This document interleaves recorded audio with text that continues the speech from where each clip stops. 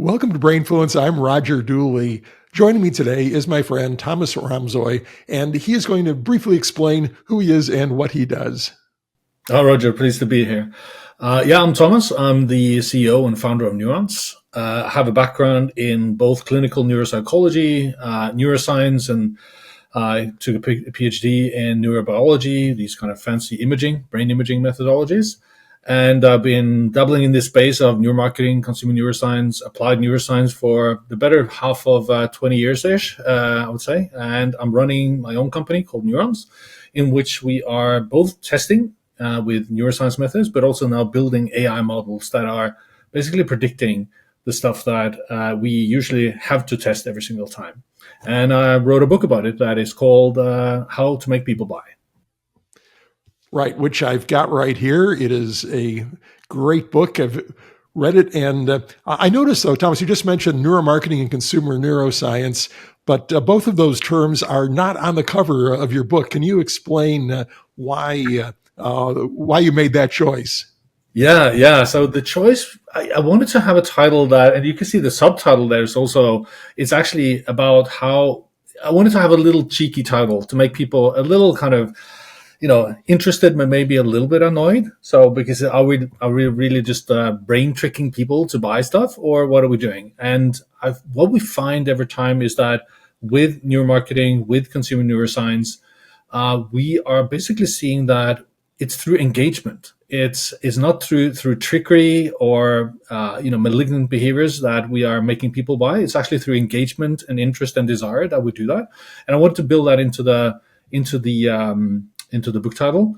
And I also wanted to avoid, too much technical jargon in the beginning of the book, because I was I didn't want this to be a technical book. Thomas, do you think that the term neuromarketing still evokes skepticism as it did in its early days, or have we gotten past that by now? I think to some extent we're getting a little past it. I think that there's a renewed interest in the term.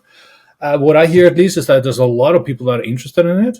And it kind of still divides the waters a little bit, because people do get concerned if we're doing the right ethical things by doing this. And then, I think that it's getting to the right side, but we're still seeing that people can be a little skeptical. There must be some lack of skepticism. In the book, you talk about the growth in neuromarketing revenues, and it shows them approaching $1 billion.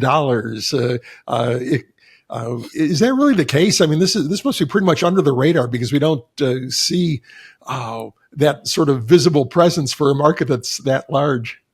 No, I think what we've seen is a lot of integration in a lot of companies of these technologies. So this is more kind of an all-encompassing definition of neuromarketing. Is if you take some of the larger companies, they have typically built their own little labs, or they're doing a lot of both outsourcing but also insourcing of these capabilities in-house.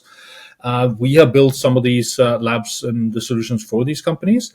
And then, Neurons, we're doing pretty well as well. So that means that we're not even the biggest, kid on the block. So I think that, that suggests to me that there is actually quite a lot of revenue out there. There's a lot of interest in this, and it manifests that there's a lot of companies that wants to do that. But of course, it ranges. When I talk about neuromarketing, and I do distinguish between neuromarketing and consumer neuroscience, neuromarketing being more the industrial, the commercial application of this, and then consumer neuroscience being more the academic study of consumer behavior. I think that right now we're focusing mainly on the commercial side. So, because otherwise the academic side, that's much larger. That's actually quite a lot of studies that are ongoing at this point. Thomas, early in the book, you talk about behavioral economics and behavioral science and how they relate to or overlap with neuromarketing. Explain that relationship.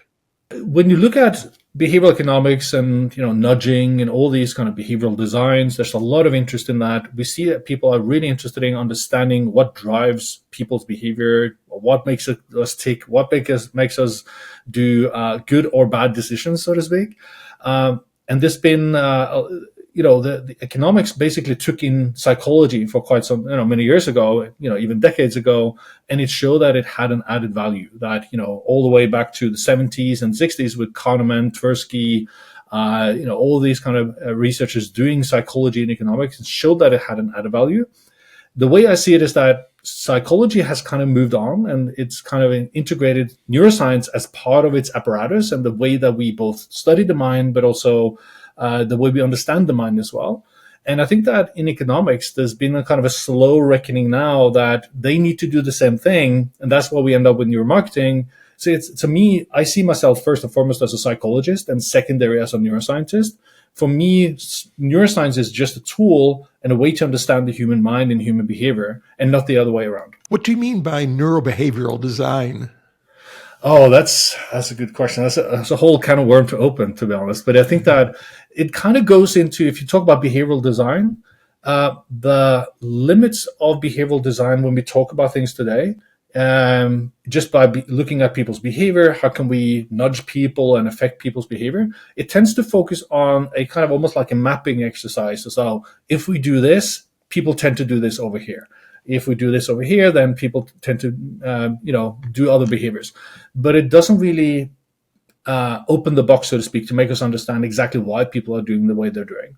So with neurobehavioral design, what you're doing there is that you are trying to open the box and see what happens inside, to say, okay, it's because people have an emotional response, or it's because they are not paying attention to what we want them to do, for example.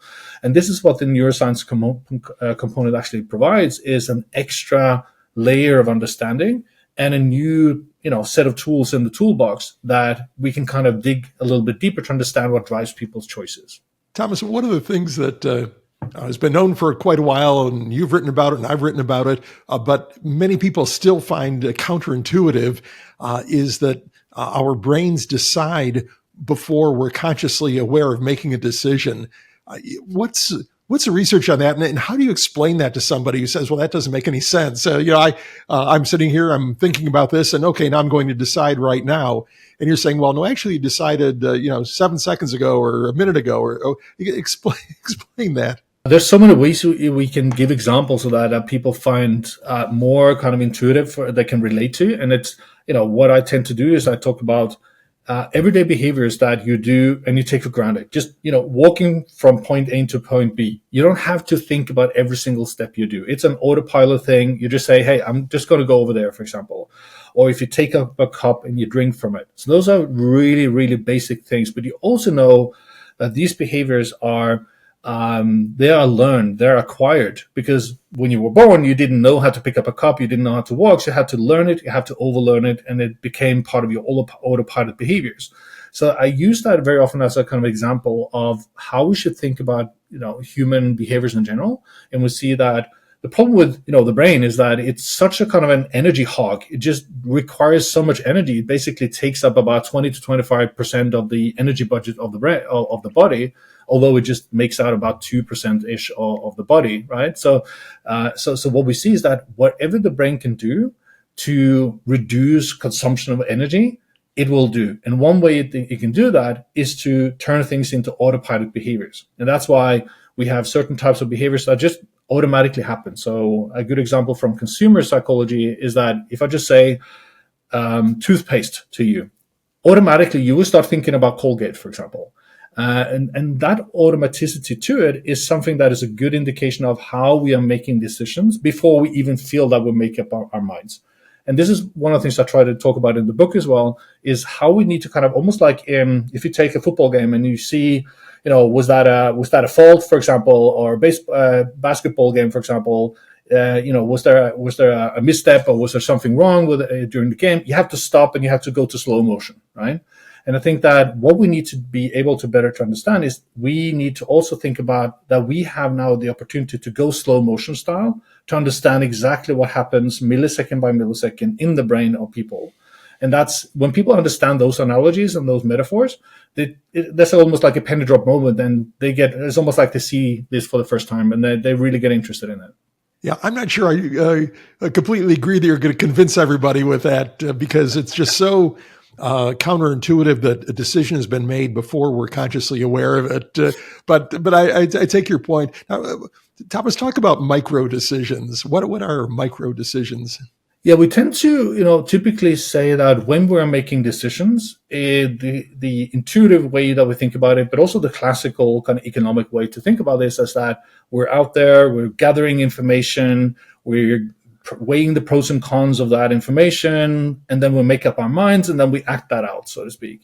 And what we see again and again when we look into the neuroscience of behaviors and decision making is that we make decisions all the time. That means that what I'm paying attention to is actually a decision in itself, because you can't pay attention to everything at once. You have to ignore certain things in order to pay attention to some things. So that's like a micro decision in itself. How you respond emotionally to something leads you to pay even more or less attention to something. So that is also an attention. Whether to process information, so actually read a boring journal, for example, or to go on social media instead, that's a decision in itself. And what to remember and what to forget is kind of a decision as well. So that means that, again, going to that slow motion allows us to pick out those different micro decisions, and it allows us to almost like diagnose the problem of why people don't click on an ad, or they don't subscribe to whatever you want are offering them, or they don't check out at the end of going online in the store, for example. One of the interesting studies you mentioned involves paint purchases, and a company named Valspar that again, it's kind of counterintuitive because subjects were shown a series of ads. Some included an ad for this particular brand of paint, others didn't, and subsequently, maybe not too surprisingly, the people who had seen the ad were more likely to make that purchase. But what was, again, sort of counterintuitive is that in general, they did not remember seeing the ad. So as advertisers, we think that, okay, well, first we have to get the customer's attention, and then they have to remember what they saw in order to influence their decision. So explain a little bit more about that study and what it shows. Yeah, we have this golden opportunity. We work quite a lot in the retail space as well for many years. And what we have this opportunity to do is to test the effects of prior exposure to advertising on in-store behaviors. And we wanted to do that both in terms of course, what people ended up buying, but also to try to micro-diagnose, if you like, did they actually pay? Was it driven by more attention? Was it stronger emotional responses? Did that lead to, an increase in awareness? And so what we did was to have three different versions, three different groups. People randomly assigned to three different groups. One group was exposed to a series of ads as part of, we basically had the cover story was that that people were exposed to ads as part of a calibration of the EEG system. Then and then the control group, they saw just a string of different ads. I think there were like 20 ads in total. And the two other groups, they saw either a 15-second or a 30 version of a Valspar ad as part of intermixed in those in the string of ads. And what we wanted to do was to see, first of all, did that change people's behavior? Did that change their attention when they were looking for paint, for example, in a store environment? And did that eventually lead to other types of responses? And what we saw was that, we sent people into the store. They had almost like a shopping list. We had recruited people that were actually looking for paint as a thing for doing in their, they were doing DIY people, so they wanted to paint their home, their living room, for example. So they were actually, the right target group for this. And we saw that, first of all, the Valspar groups, if you like, they spent much more time exploring the Valspar shelves compared to the competitor brands. They kind of spent more time on it. They explored the products and the coloring much more. They had stronger emotional response, so a stronger kind of approach behavior, if you like. They were less price sensitive, so they chose typically a little bit more expensive options. And they were much more likely, I think there was almost 100% of them, but it's 95% or something like that, were actually purchasing the Valspar as, I think that the control group that didn't see the Valspar, I think they bought something like 70% of them bought Valspar, but then the Valspar groups actually bought something like 85 to 95%. And the longer ad actually had the greater impact. But as you said, when we ask people during checkout, we do this kind of, after the whole thing, we actually do a debriefing interview on them. And what we're asking there is, first of all, was the equipment, was it annoying? Did you think about it? Because then we need to flag people if they have kind of a negative experience with it. But then we also kind of do a stepwise debriefing. We start at the top and say, hey, did you notice anything about, why did you actually buy this Valspar, for example? And people came with all different kinds of stories that, the color reminded me of my grandma's home or whatever it was. And then we asked them, do you remember seeing any ad? for Valspar, and most people said no, they hadn't. And then we even showed them the ad, and people typically recognized the ad, but they still said, no, it didn't affect my choice. So we have this complete disconnect, so to speak, in terms of what people choose, and we see that it actually has an impact on their choice. But subjectively and consciously, we tend to kind of ignore that and say, hey, it's my choice still. So that was kind of part of the study there. These days, Thomas, most advertising is digital. I mean, there's still print advertising, of course, but in the digital world, it's really kind of distracted world, hard to get people's attention. You described something called the 1 second strategy. What's that based on, and what does it mean? Yeah, that was a very interesting study we did a few years ago with the Mobile Marketing Association and the Advertising Research Foundation in the US. And also in collaboration with a lot of the social media channels like Facebook, Instagram, Pinterest, and other channels as well. At that time, there was a kind of rule of thumb that they basically thought that the length that you had to be in view for an audience to actually pick up on the ad was at least 3 seconds. So you had to be on screen for 3 seconds before you actually had an impact. We knew from psychological research all the way back to 100 years ago, we saw that we know that brief exposures can still have an effect on attention, emotional responses, memory, and things like that. And what we found was that actually, even just within the first second, we saw a lot of different things going on. We saw that even within the first 200 to 300 milliseconds, actually even before that, we saw that people, an ad could grab attention, even down to 1/10 of a second, for example.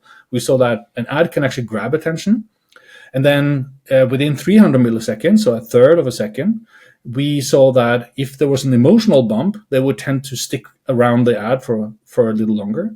Then we saw around 700 milliseconds. That's when, cognition came on. So comprehension of the messaging and, understanding what was going on. And then even at the 1 second mark, we saw that was when people started to subjectively remember the ad as well. So even within the first second, we saw that there was a lot of reactions going on that were very kind of predictive of how the ad would succeed later on. And then the interesting thing was that on average, ads, people stuck around the ad for about 3.4 seconds. So that means that the 3 second rule was actually kind of correct, but you don't need to be a minimum of 3 seconds. That was the maximum typically you would have at your disposal. So that meant that advertisers had to learn how to communicate within the first second to create engagement, to be attended, to create awareness and understanding, and then to see, can you actually stick around? And what we see now is that 3.4 second, the recent, we recently released a report that actually suggests now that it's actually down to 2.2 seconds that people stick around with a social media ad. So it's, and it depends very much on the channel you're looking at. So how does an advertiser do that? If you tell them, okay, you've got to really get all this done in 1 second, what changes do they make to their ad? What do they incorporate? What do they take out? There's actually a big variance around that 2.2 seconds or 3.4 seconds. So it really depends on, how you approach the first few seconds. So one of the biggest things that we found is that advertisers in general, they tend to think that they almost like design the ad as if they have 10 seconds. So they want to create a compelling narrative. They want to do something that is interesting to people, and then they smack the brand or the call to action, for example, at the very end of the ad. Unfortunately, people are very good at picking up on something being an ad. So that means that you need to actually deliver your message between, the first couple, 2-3 seconds. So it kind of makes advertising a little bit more boring, especially on social media, but you have to focus on getting the main message across. So if you're doing a brand building exercise, focus on getting the brand across in a natural setting very early on, instead of waiting at the very end. If you're doing a call to action, bring that appeal very early on into the ad. And we see that those that do that, you're kind of more honest with your audience, and you don't kind of expect them to stick around for whatever narrative you want to tell them. So it does kind of challenge how you're doing advertising today. But we also see that today that people, advertising in general is failing more than before, I would say. Something that Dan Hill discovered long ago was that the lower right-hand corner of an ad got very few views, like very few people looked at it. And that was a long time ago, but it's in your book, you talk about the fact that it seems like advertisers still, many of them have not caught up with that finding, and you've got some research of your own. Explain about the corner of death and how to avoid that problem. Yeah, I think that advertisers in general have this tendency, especially the designers, the creative designers, they have this idea that have a path through the ad that both in videos and in images that and in banner ads as well, that we are going through the messaging and we end up very at the end at the brand of the call to action. What seems to happen is that when you do, and as the previous research showed, and our research shows, is that it's not even 5% of people are paying attention down in the bottom right corner. So if you do eye tracking studies, you find that we find a maximum of 4% actually paying attention down there. So we didn't label it the corner of death, but Hill did. And I think that others have done it before us as well. But what we see is that still today, if you just do a kind of broad swath of all ads available, about 50% of all ads, they do that mistake. So it's, there's free advice for everyone here. Just, don't do it. If you have to do it, there might be a brand design guide or something that tells you to do it. There are ways you can get around it through, such as, you can have some movement. If it's a video ad, you can increase the contrast, for example, to make it kind of pop a little bit more. So there are ways you can do it, but on average, you should never do that. The solution is actually to put it more centrally, put it more naturally as a part of the ad. So if it's a product of some sort, make sure that the person in the ad, for example, is doing something with the product, so it's actually in view. Otherwise, people are just going to ignore it. And the interesting thing is that we've now trained multiple AI models on the huge data set that we have. And one of the first things that this AI picked up on was that corner of death. It will basically it's very good at predicting low attention in the bottom right corner. Every business on the planet, I think, is being affected by AI in one way or another. How is AI changing neuromarketing? How is it being incorporated? How is it changing things? Yeah, we are very much at the forefront of that in the way that we have found that there's actually a couple of steps that have been happening here in the few 10 years or so. Is that first there was the realization that there are certain types of behaviors, certain types of brain responses that are very comparable in a relatively small group. And when you measure those types of responses in even a small group, that can be used to predict in-market effects. So this has been shown again and again for anything from people looking at movie trailers and how that predicts, box office sales numbers. We've seen that for music hits. We've seen it for financial services. We've seen it for a lot of different types of behaviors. So what the good analogy I tend to use is that if you imagine watching people watching a horror movie. So if you go to cinema to watch a horror movie, but you observe people instead of watching the movie itself, and you can jot down the timeline of that movie, and you just notice every time people jump in the seats, and you could basically use that timeline to go to the next 100 people that are watching the same video, and you can make a very precise prediction of exactly when people are going to jump in their chairs, right? So what we are looking at is identifying those types of neurobehavioral responses. So brain responses, but also behavioral responses that are highly coherent in a small group. And we are then doubling down and collecting tons and tons of data on that and then going to machine learning models and see, can you actually predict those responses just from the asset itself? When we talk about AI models, we tend to be very kind of hyped around generative AI models. And I think that one thing that you see again and again is that we can actually use different types of AI models as well. There's something called predictive AI that you can use to predict certain types of outcome. Now, if you want to check the weather for tomorrow because you want to take a hike, for example, someplace, you're not going to check an LLM for that. You're not going to use ChatGPT to ask for the weather unless it checks another source for you. So the weather models are actually predictive models. So in the very much same sense, we can use predictive models to predict human behavior as well. So what we are doing is that we're uploading basically an asset like an image or a video. We take all the accompanying responses that people have shown, And we tell the AI, here are the responses, here's the asset. We want you to learn how people respond to that and create a predictor model so that next time I upload a new image, you should be good at predicting how people will respond. So that's basically what we're doing. There's actually a third version of an AI. There's multiple, but one we tend to use as well is we call it suggestive AI. And this type of AI model is where you take, you train or you fine tune an existing language model to actually be a recommendation engine for you. So it's almost like it's a way to kind of tailor make your ChatGPT or Claude or whatever you want to use. Actually, I know one of my friends up in Norway has used my book to create a suggestive AI model that he called Thomas AI. So he basically uses my book and says, hey, Thomas, can you help me now, based on your book, to design me a better ad campaign? So that's a way to do that. And that becomes like a recommendation engine for you as well. And this is also something we're dabbling in as well.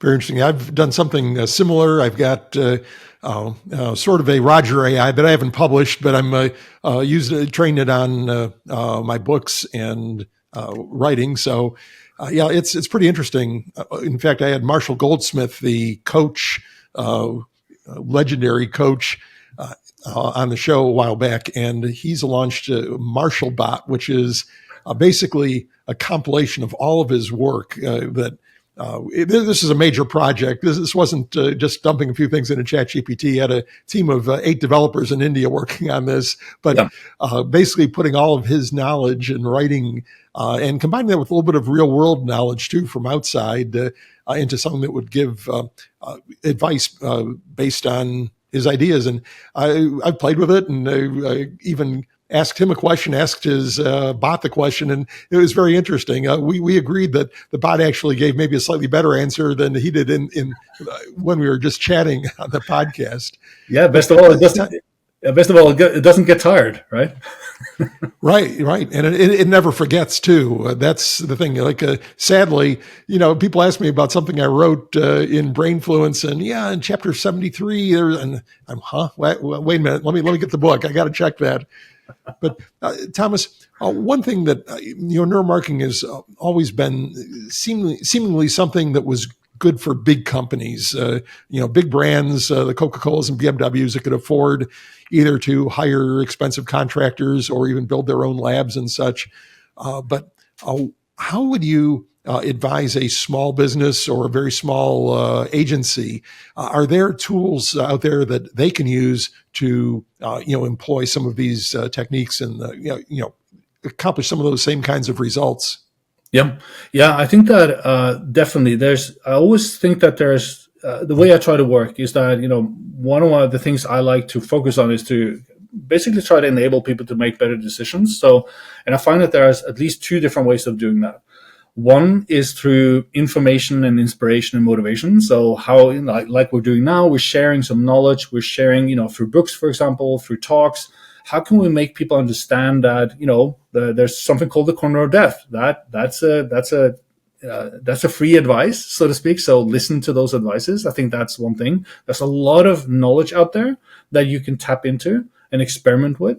And then there's the second approach, which is to provide tools that help you in the moment that you need it. Now, with AI, these tools become more and more readily available. They become more, affordable. So there are certain solutions that you can use AI now to help you, for example, make better decisions if you want to plan your campaign, for example. And I think that there's no other way around it, that you have to start going with it and try stuff out. And I think that the problem today that I hear again and again from smaller and mid-sized companies is that and also actually for big companies, is that they have, part of their stress is that they don't even know what is out there. They have a hard time figuring out what options do I have and what is the latest thing to occur. The second is, how should I vet these different things? What parameters, what KPI should I evaluate this on? And also, if I choose a new tool, how should I onboard that in, try to make the best of it? And how can I measure that it actually has a good ROI for me? So I think that part of the problem is this old classical technology adoption problem, as always. And but today we see that these technologies are becoming more and more available to people, but they still have a hard time understanding what is available and how to use it, right? So I think that there's a task for all of us that are using this to educate the market, to provide tutorials, to provide examples. Working with people like yourself, for example, that are working with these clients and help them understand is one of the things that we are trying to do as well. And then hopefully there's going to be a whole palette of different options available. We see that there are some players in the space that we're operating in, but we're always going to welcome more to come available here, because there's plenty of room, there's plenty of growth for all of us. And yes, we are catering to the major league, if you like, but there definitely is a lot of players that I would like to have, in the the startups, but also the mid-sized companies that would love and should actually start using this. So that's a long roundabout, but I think that AI is making all these things more available, and it's moving really fast. But I think that people should just try it out, just get acquainted with it, because it's not going to go slower from now. It's just going to go faster. So get on the bandwagon now. Thomas, how can people find you and your ideas and your book? So they can find me on thomasramsoy.com. That's my personal website, where I put my latest dabblings in the blogosphere, if you like, if you call it that still. I run a couple of blogs, both on the Thomas Ramsoy. I also have something called Brain Ethics as well on Medium that people can read. And if they want to check out the website for my company, it's neuronsinc.com. And also, if you just Google that, that's still going to pop up fairly easy as well. My name as well. And I'm always happy to connect with people on LinkedIn. Super. Thomas, thanks so much for being on the show. It's been great to catch up. Likewise, Roger. Thanks for having me.